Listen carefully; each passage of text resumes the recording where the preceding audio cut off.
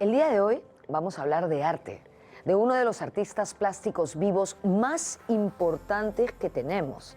Me refiero a Gerardo Chávez. Él es dueño de un universo plástico impresionante, pero además es un artista muy comprometido y generoso con nuestro país. Es trujillano de nacimiento y en esa región ha levantado solo, a pulso, sin la ayuda de nadie, nada menos que 3 museos. Entonces, el legado de Gerardo Chávez no solo tiene que ver con su obra plástica, que es impresionante, sino también con las instituciones culturales que ha creado para favorecer el desarrollo de nuestro país. Yo estoy feliz hoy día, ¿ya? Porque estoy en el taller de Gerardo Chávez, desde donde comenzamos este programa. Soy Norma Martínez y esto sucedió en el Perú.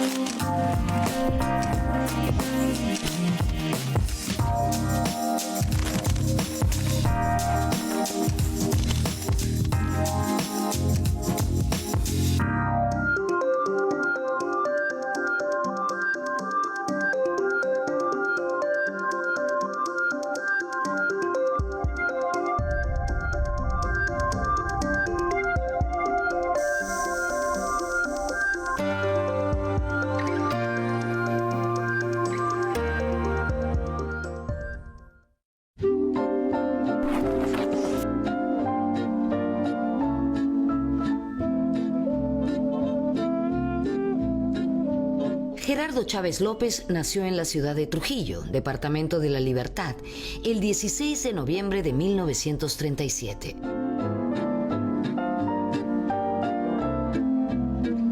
Sus padres fueron Pedro Chávez y Rosa Estela López. Su familia materna era aprista y su madre, amiga personal de Aya de la Torre. Su hermano mayor, Antonio, estuvo a punto de morir en los fusilamientos de Trujillo en 1932. Gerardo fue el penúltimo de los 11 hijos que tuvieron sus padres. Pero su papá, en total, tuvo más de 20 hijos. Yo era el número 10 de los 11 que tuvo mi madre. Y eso por un lado, pero con la madrastra tuvo 4 y con otra señora tuvo 1. Con otra tuvo 3, con otra tuvo 2. En fin, pobló un poco el Perú. Su madre murió cuando él tenía 5 años. De ella guarda hermosos recuerdos. Él siempre dice que cuando ve a una chica caminando por la calle con la melena al viento, eso automáticamente eso tiene un poder evocativo muy fuerte para él, porque evoca la cabellera larga y abundante de su madre.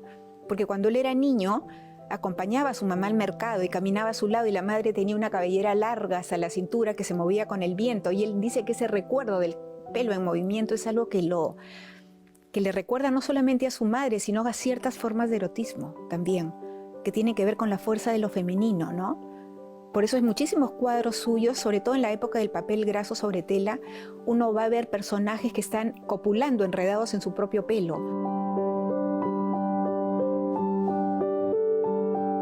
Gerardo Chávez fue siempre un hombre con una vida amorosa muy intensa. Tal vez eso se explica debido a la temprana muerte de su madre. Me siento con todo el derecho, por ejemplo, de adorar a las mujeres porque no pude adorar a mi madre en sus momentos.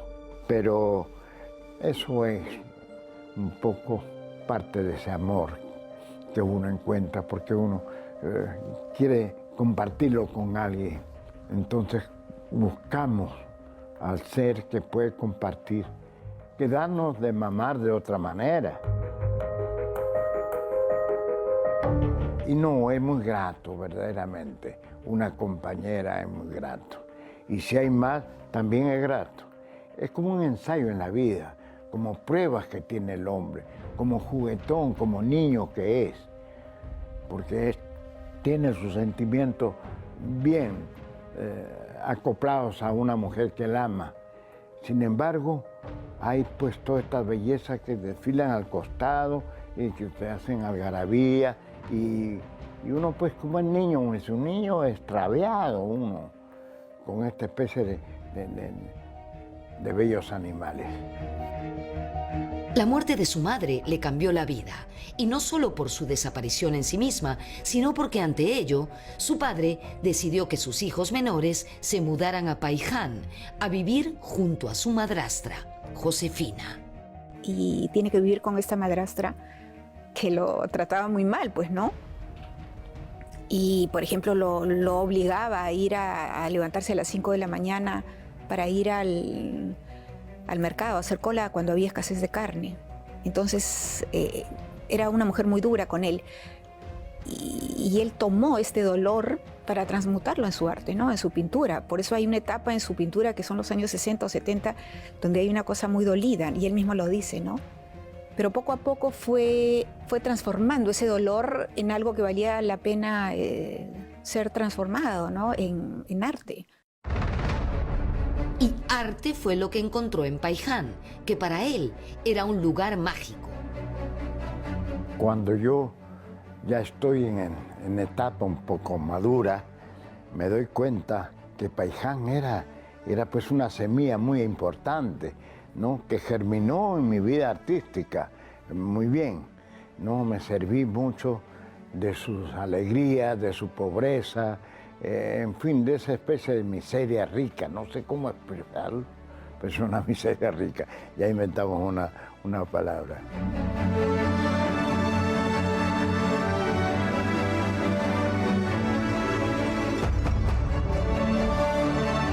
Los estímulos que encontró Gerardo en sus años de infancia, en Paiján y en Trujillo, fueron fundamentales para el posterior desarrollo de su obra. Todos los referentes son tomados de su infancia, sobre todo el contacto con la naturaleza, ¿no? Él mismo dice que fue criado en el campo, en Paiján, donde había muchas creencias. Por ejemplo, a los niños se les hablaba del duende, se les pasaba el huevo. Y a fuerza de andar atento a esas presencias, fue descubriendo el vínculo con la naturaleza. A fuerza de observar la naturaleza, se comenzó a dar cuenta de la similitud que puede haber entre lo humano y lo natural, ¿no? En las raíces de los árboles hay formas humanas, en las flores, en las plantas, en las verduras. Comenzó a darse cuenta de la similitud que hay y de lo mágico que hay en cada una de estas cosas. Y a esto además, si le agregas todo el tema de la chamanería, entonces él hace un híbrido de todo lo que ve y de todo lo que conoce y de todo lo que se imagina, porque era un niño con una imaginación desbordada, ¿no? Miraba pues en las paredes, en las humedades que había, veía guerreros, veía monstruos, entonces todo eso lo va incorporando en su pintura. Él se la pasa viendo, es importante ver la naturaleza, las personas. Por ejemplo, a veces puede pasar una carretilla con un hombre y cargando flores, ¿no? Entonces ese es el hombre flor. Me dice, mira, ese es el hombre flor. ¿Cómo? ¿A dónde está el hombre flor? Entonces ya yo he ido aprendiendo a ver ese tipo de visión, una visión más, yo diría más original, más profunda. O por ejemplo el árbol, mira, ese árbol tiene una cara, yo no veo la cara, pero luego la miro y digo, sí, tiene una cara ese árbol, ahí están los ojos, efectivamente, ahí están los ojos, ¿no? Ahí está la boca, la cara. Es una visión del artista. Hasta cuando ve un escupitazo en una vereda, él ya vio una forma. Cuando ve un bichito raro, de repente él ya vio un cuadro ahí en ese bicho. En una hoja que entra volando, de repente él ya vio un cuadro para él. Si encontramos una piedra, por decir así, que tiene una forma dolida, una forma que en realidad nos encariñamos con ella, es porque hay un sentir y el hombre el artista es el que rebusca y busca siempre estas cosas extrañas que se parecen a lo que usted me ha llamado la belleza. La belleza existe como una forma mágica, pero no la conocemos. ¿Ah? Cuando esa belleza aparezca, yo creo que el hombre será un hombre bueno, será un hombre real. Si quieres saber más, no te muevas, ya regresamos.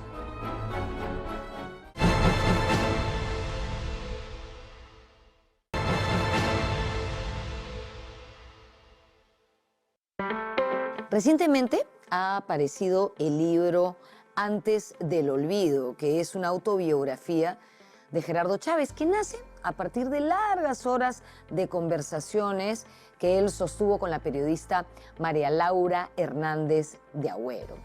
Este libro está lleno de anécdotas, de relatos. De hecho, ha servido como base importante para el programa que estamos haciendo el día de hoy. Recuerdo al azar una de las anécdotas, ¿ya? Cuando Gerardo Chávez era chico, fue cómplice de una travesura y al enterarse su hermanastro lo colgó amarrado de los pies de una viga de algarrobo que había en la casa. Y allí le dieron correazos, pero Gerardo dice que los correazos no le dolieron tanto como perder las figuritas y las etiquetas de los dulces que al estar boca abajo cayeron de sus bolsillos.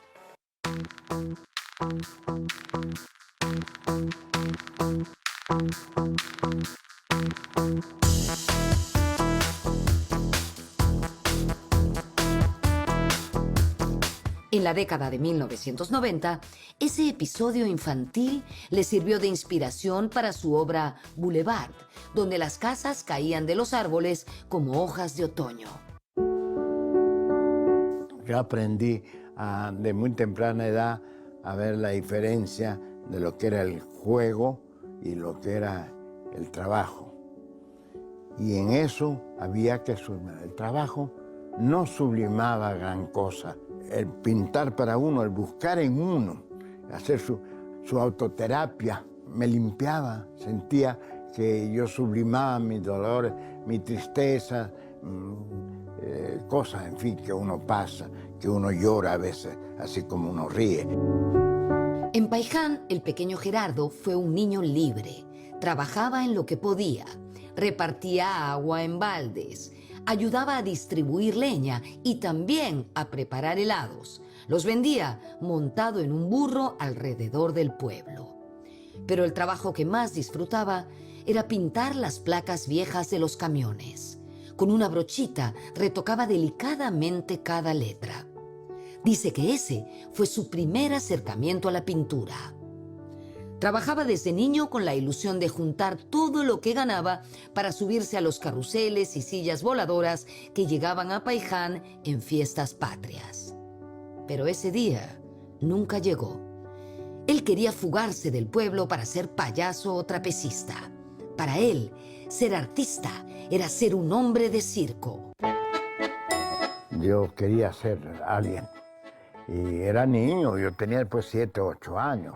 Y quería ser pintor, quería ser hombre de circo, quería ser alguien que figure, pero especialmente en el circo.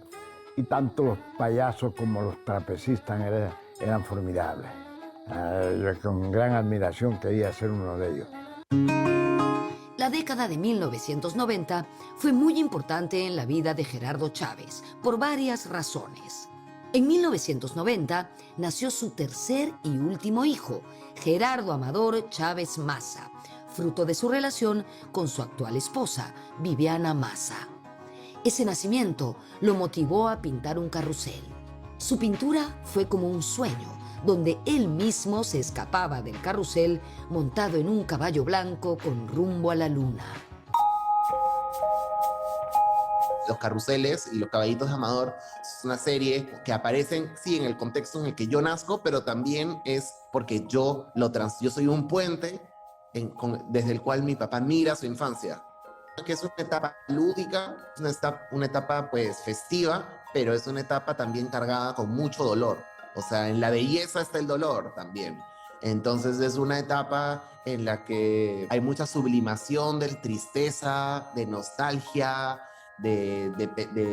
pues, sí, de la falta de su madre, de la falta de afecto también. Hay como esta pues, efervescencia de color, pues en realidad es esa búsqueda completa del color desde una perspectiva pues de falta y de búsqueda. En 1991, Gerardo Chávez realizó una de sus obras monumentales, El otro Equeco. Esta gran pieza marcó un cambio significativo en su obra, tanto en la temática como en el uso de materiales.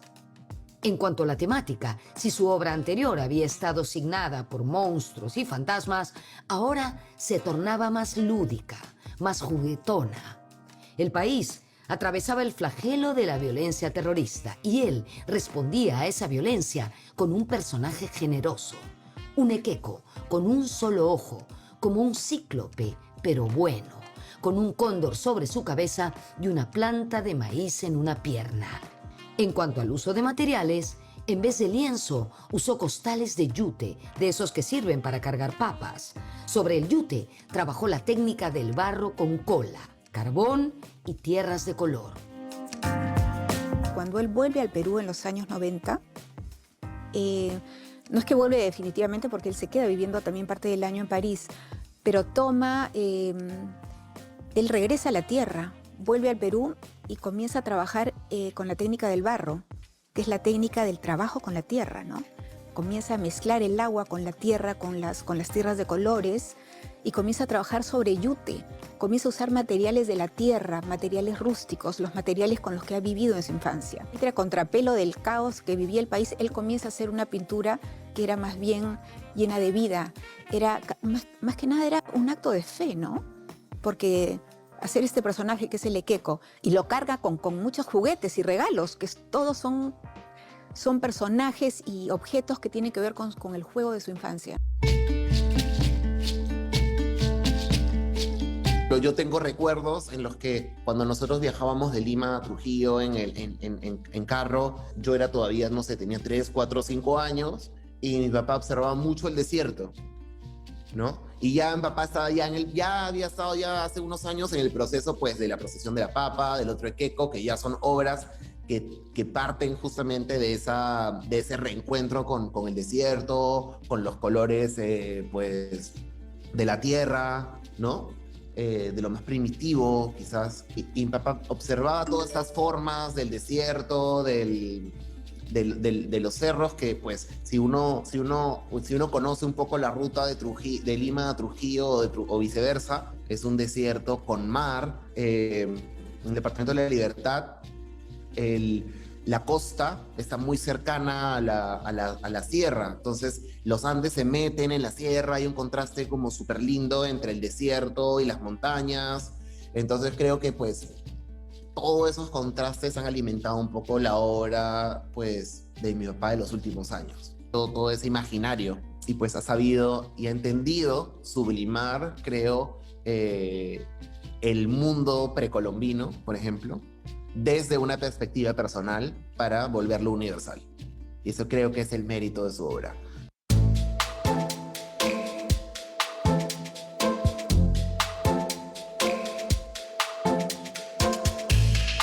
Recuerdo que en los años 90, Gerardo un día me lo encuentro y me dice que estaba tristísimo porque había llevado a su hijo Gerardo Amador a ver el carrusel de la placita de Chosica y se encuentra que ya no estaba el carrusel.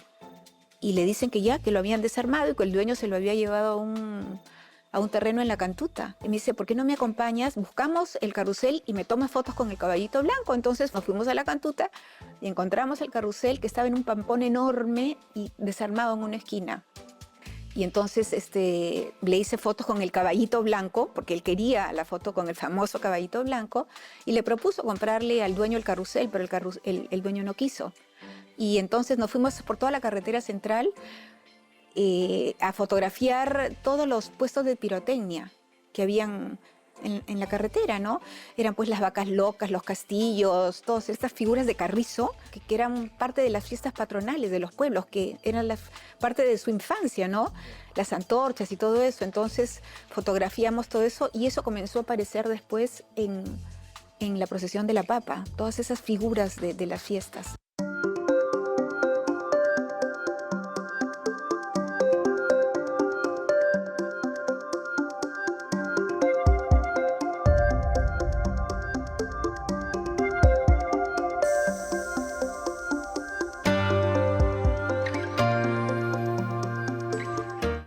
Después de la muerte de su queridísimo hermano Ángel, ocurrida en febrero del año 95, Gerardo Chávez dejó de trabajar por aproximadamente 3 meses, ¿no? Se sentía verdaderamente devastado. Al cabo de ese tiempo, retomó su labor artística haciendo su obra quizá más monumental, La Procesión de la Papa. Es curioso cómo nace la idea de esta obra.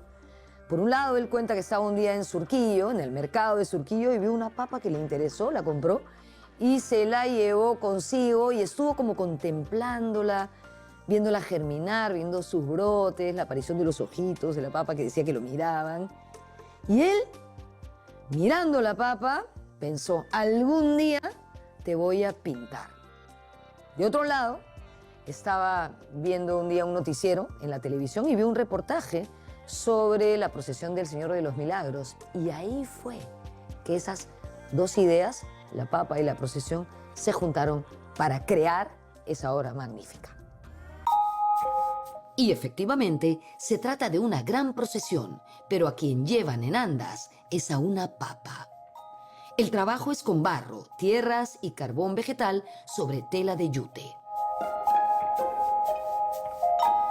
Hay un pasaje de la autobiografía de Gerardo Chávez, entre muchos otros, por supuesto, que quisiera compartir con ustedes porque me resulta bastante curioso. Él cuenta que estaba pintando una vez el portón de la casa de una señora muy distinguida, en sus propias palabras, y que cuando ella pasó junto a él le dijo, hijo, algún día tú vas a ser escultor.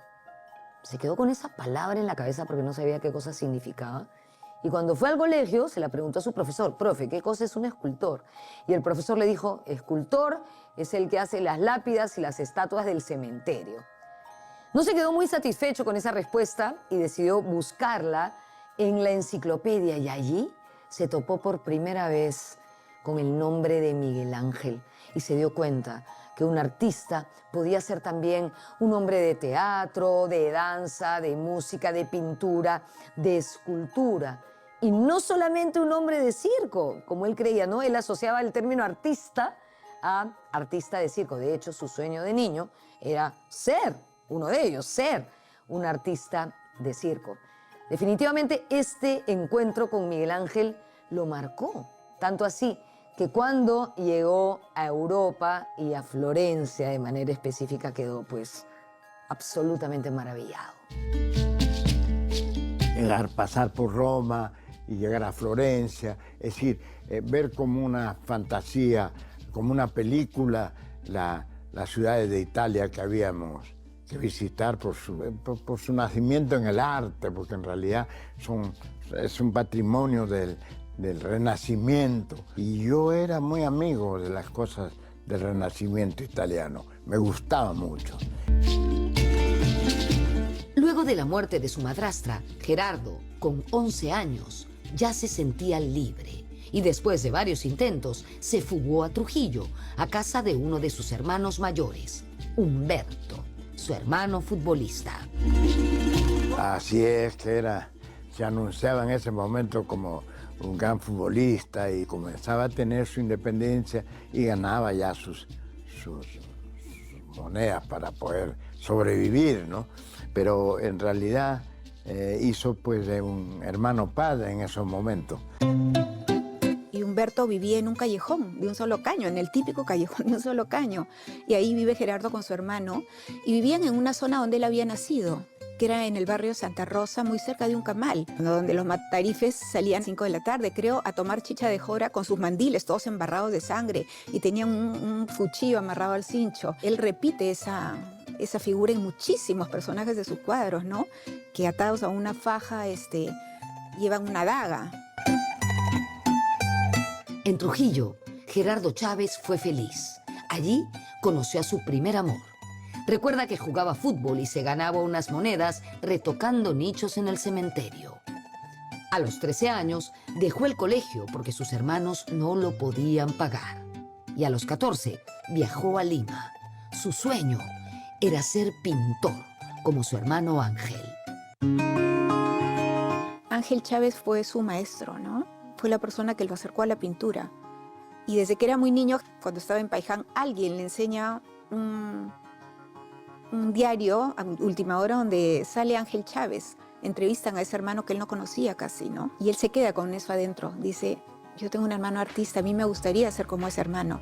Y a los 11 años se fuga de Paiján porque quiere ganar plata para irse a vivir a Lima y conocer a ese hermano artista.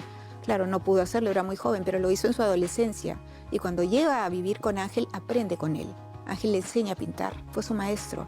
Y hubo entre ellos dos una amistad entrañable, un enorme cariño, un gran amor entre los dos, ¿no? Y Gerardo, digamos, toma mucho de su hermano Ángel, sobre todo el color. No se muevan, volvemos pronto para seguir hablando de historia.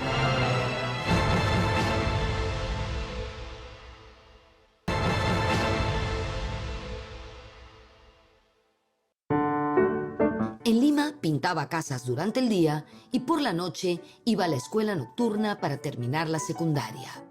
Con su hermano Ángel tuvo una entrañable relación sentimental y artística. Pudo conocer a intelectuales y artistas como Cérvulo Gutiérrez y Víctor Humareda, a quien visitó en su legendario cuarto del Hotel Lima en La Parada.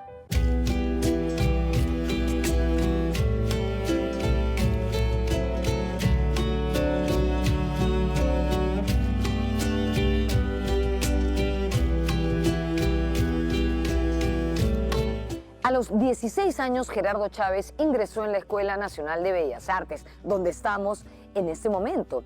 Aquí realizó una destacada carrera y fue miembro de la Promoción de Oro de 1959, donde estaban, además de él, figuras importantes de la plástica peruana, como Alberto Quintanilla, Milner Cajaguaringa, la extraordinaria Tilsa Tsuchiya, entre otros.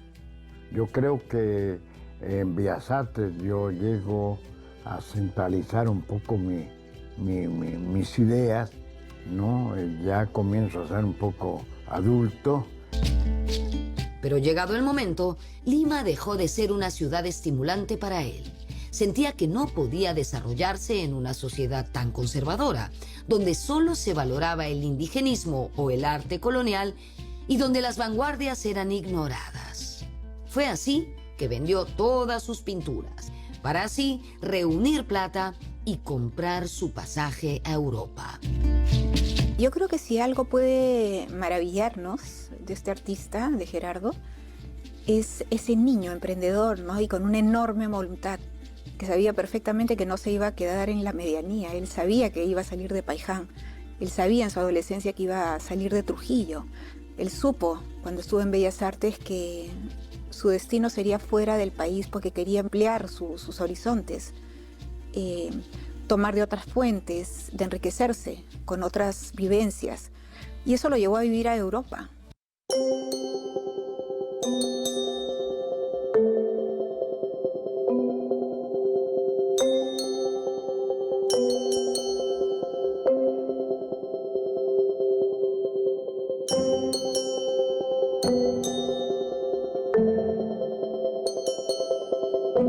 Antes de irse, realizó su primera muestra individual en el Instituto de Arte Contemporáneo y el 9 de septiembre de 1960 partió a Europa junto a sus amigos y compañeros de promoción de la escuela, la pareja formada por Tilsa Tsuchiya y Alfredo González Basurco.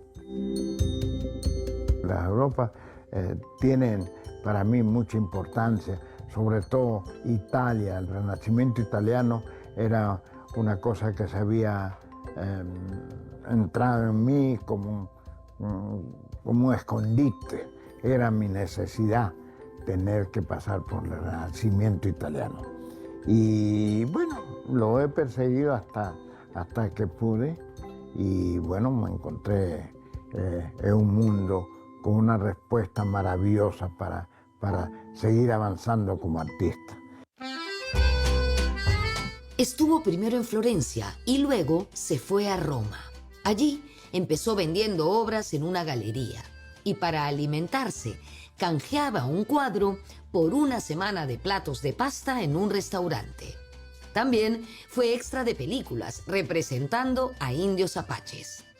En Florencia descubrió su éxito con las europeas y así engendró a su primer hijo, Daniel, que más tarde nacería en Roma.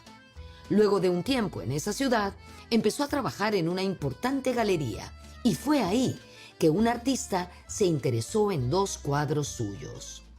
Ese artista se convertiría en una figura muy importante en la vida de Gerardo Chávez y además en la historia de la pintura sudamericana. Nos referimos al surrealista chileno Roberto Mata. Mata fue el que me dijo, ¿qué haces aquí en Roma? Pero aquí te vas a hacer un panzón. Tú como no tienes mucho dinero vas a comer siempre espagueti. Con cierto humor, pues este maestro, que fue para mí conocer a mi maestro verdaderamente de Europa. ¿Sí? Fue el que me ayudó y desde ahí muy simpático. Ya era un señor, él de unos 60 años y yo a duras penas tenía 22. Y bueno, pues seguí sus consejos. Y una de las primeras cosas que yo aprendí, me dijo, mira, tú tienes que pintar para ti, ¿sí? Y si tú logras que alguien ame lo que tú haces y te lo compra, vas a poder vivir. Vive para la pintura. Y desde entonces yo comencé justamente a tratar de ver en mi pintura lo que yo sentía nada más. Gracias al consejo de Mata, partió rumbo a París. Al comienzo, pasó penurias económicas, pero la ciudad luz fue para él todo un descubrimiento y una gran revelación. En París, el arte estaba en todas partes. En París, sobre todo en París, donde los libros estaban casi en la calle, ¿no? Había toda una experiencia hacer de París, ¿no? Mismo de las iglesias, todo eso, si no tenías con qué comer, tenías con qué ver.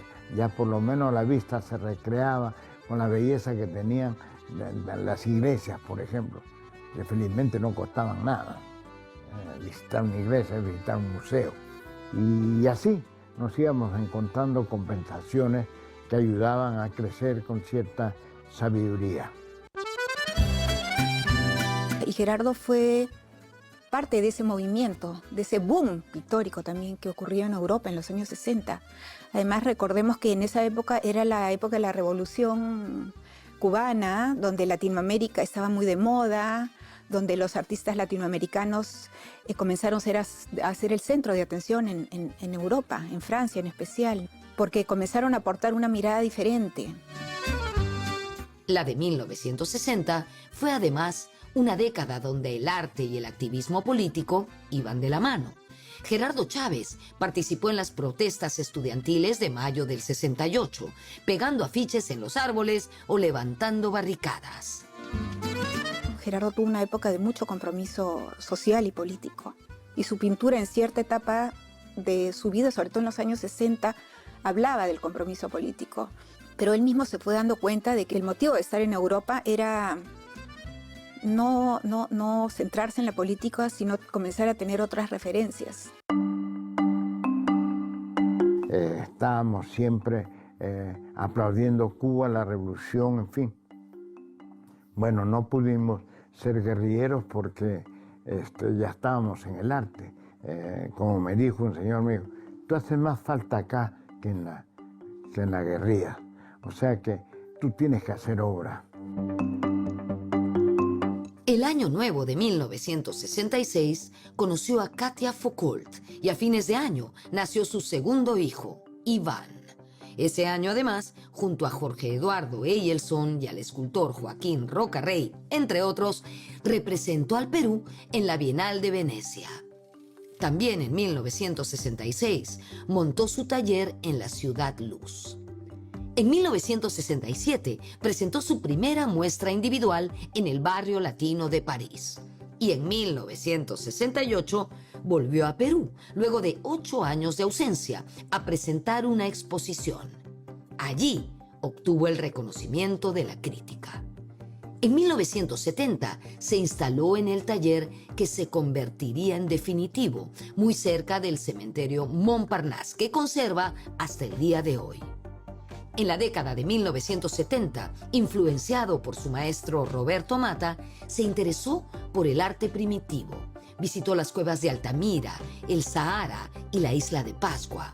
Con esta experiencia le dio la razón a Picasso cuando decía que el arte moderno se iniciaba en la prehistoria. Como decían, este africano, mira qué belleza, este de tal parte. Y ya comenzaba a ver otro mundo, a descubrir un mundo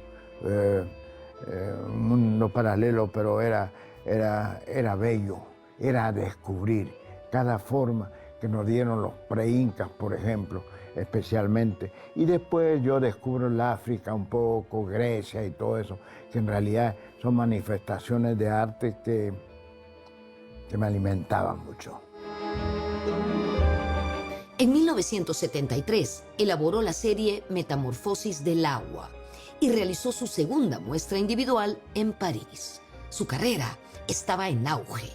El cantante Paul Anka le compró uno de los cuadros de esa serie, donde Chávez se sumergió en la historia natural, articulando seres fantasmales en un juego de diversos matices.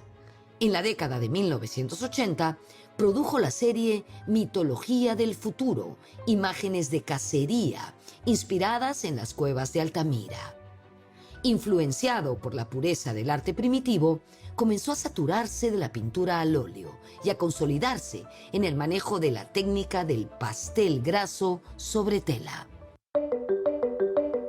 En los años 70 mi papá trabajaba, por ejemplo, con pastel graso, muy finamente, que es una técnica muy, sutil, muy dedicada. Mi papá encontró ahí un medio, para trabajar esa sutileza y esa fineza del dibujo que él quería. Y desde este mundo erótico, también es interesante ver, él estaba en Francia nutriéndose de grandes maestros como Lam, Mata, el surrealismo de los 60 en Francia, ya en el ocaso del surrealismo, digamos, en los fines de los años 60, pero nutriéndose de todo eso, no olvidaba ni dejaba de lado, sus raíces precolombinas. O sea, mi papá yo creo que es realmente, obviamente tiene un linaje en moche, ¿sabes? Porque viene como desde muy adentro, desde muy profundo, él saca esas historias, esos personajes, son visiones, ¿sí? Reinterpretaciones de visiones del pasado, pero desde un mundo personal. Regresamos con lo último del programa.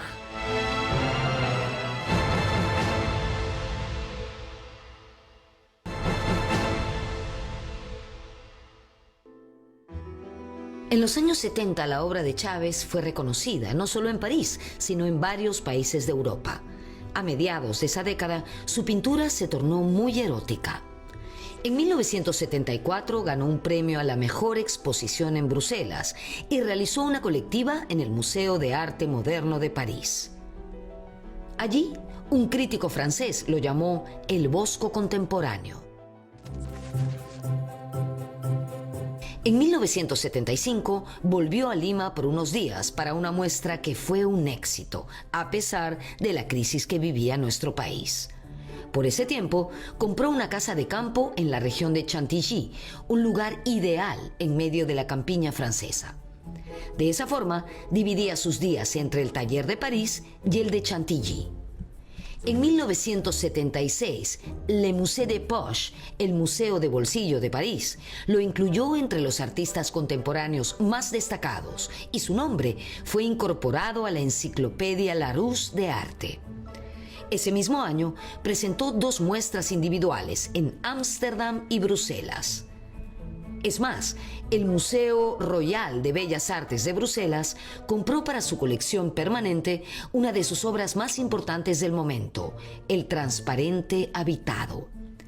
También en 1976 compró en Trujillo, cerca de Laredo, un terreno donde construyó su casa de campo y donde, años más tarde, al costado, se construiría el primer Museo de Arte Moderno del Perú. En 1980 realizó su imponente obra El Último Ídolo. En 1981 se inauguró en Lima la retrospectiva Gerardo Chávez, 25 años de pintor, en el Museo de Arte Italiano. En 1983, Gerardo Chávez creó y promovió la primera Bienal de Arte Contemporáneo de Trujillo. 2 años más tarde, se organizó la segunda. Ambas fueron éxitos rotundos y sirvieron de plataforma para el desarrollo del arte en Trujillo. Chávez fue el gran artífice de todo ello. Se fundó el Museo del Juguete en Trujillo, cerca de la Plaza de Armas. Después hizo el primer Museo de Arte Moderno en el país, que es un museo maravilloso, con una cantidad enorme de piezas muy valiosas. Y bueno, y recién inaugurando el Museo de Arqueología en el mismo lugar, ¿no? En su casa en Laredo, en Trujillo. Yo creo que es uno de los pocos artistas realmente que han asumido un compromiso y que tiene una auténtica preocupación, ¿no? Crea fundaciones, concursos, está constantemente pensando cómo hacer, por ejemplo, para conseguir becas para chicos jóvenes, y que a los 84 años sigue trabajando, sigue con proyectos, sigue mirando para adelante.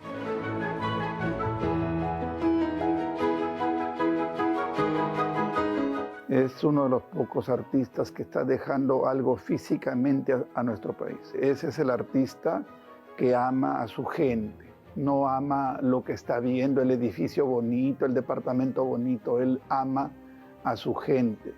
Él ama a los niños, a las personas, a la mujer embarazada, al hombre que vende los helados.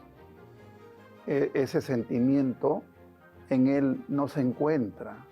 Es muy difícil de encontrar porque todos quieren dinero para su bolsillo. Y él los tiene rotos porque todo lo está dejando. Creo que es uno de los pocos peruanos, en realidad, si no es el único dentro del mundo del arte que realmente pues, ha puesto su sudor, su plata, sus sueños en trabajar realmente por la cultura, en trabajar por una ciudad completamente abandonada como es Trujillo, en realidad. A nadie le interesa la cultura, no hay cultura ciudadana, no hay interés por el arte. Trujillo y en general La Libertad es una región cuna de artistas donde han florecido grandes civilizaciones. Desde aquí, un llamado de atención a las autoridades locales, regionales, nacionales y a la sociedad civil para trabajar por el desarrollo y la ciudadanía de esa gran región y de su inmenso patrimonio.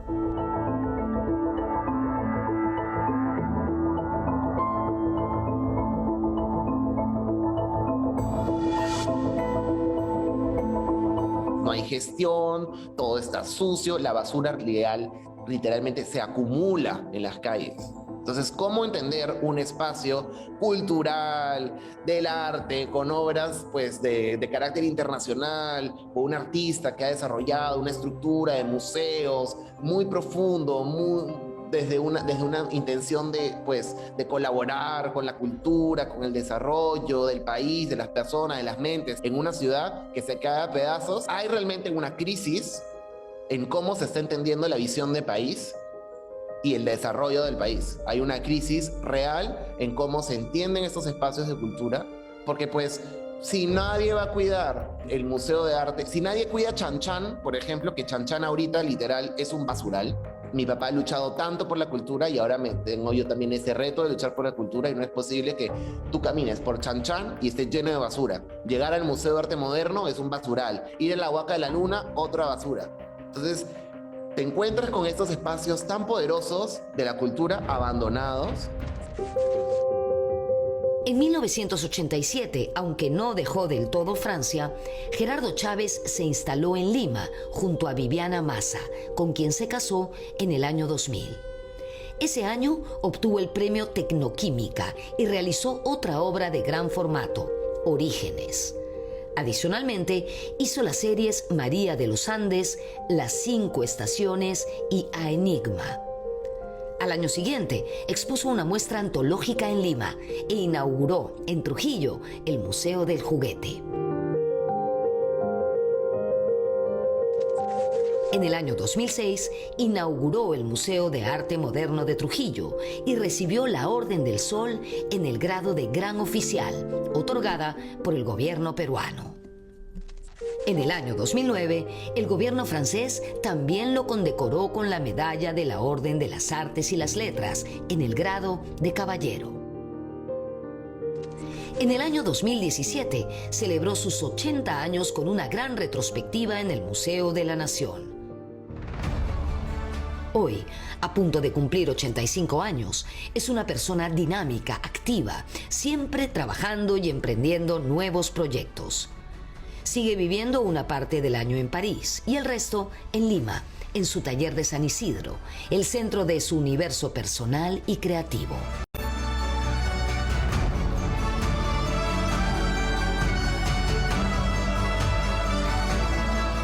Para terminar este programa, que espero hayan disfrutado tanto como yo, les dejo algunas frases de la autobiografía de Gerardo Chávez. Él dice, por ejemplo, que pintar es como hacer de partero, ofrecer al mundo algo que se ha ido gestando con el tiempo. Y a propósito del tiempo, él dice que hacer lo que amamos es lo único que nos ayuda a soportar el paso del tiempo. Hacer lo que amamos. ¿Tú lo estás haciendo? Nos vemos en la próxima.